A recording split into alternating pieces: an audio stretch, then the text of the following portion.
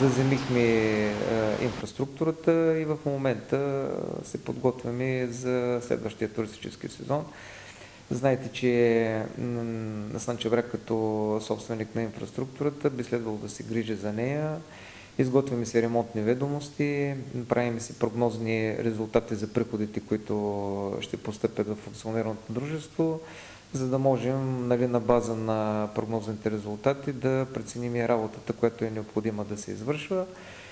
Като нещо ново, което сме преценили, че можем да постигнем, това е пускането на един безплатен интернет в Слънчев бряг, който поне на първо време ще обхваща най-атрактивните алеи в курорта. Това е алеята на хотел Кубан и крайбрежна алея.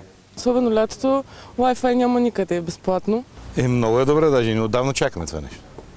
А нямаме тук такова нещо, както да кажем големите градове, все пак курортен град. Би трябвало да имаме добре.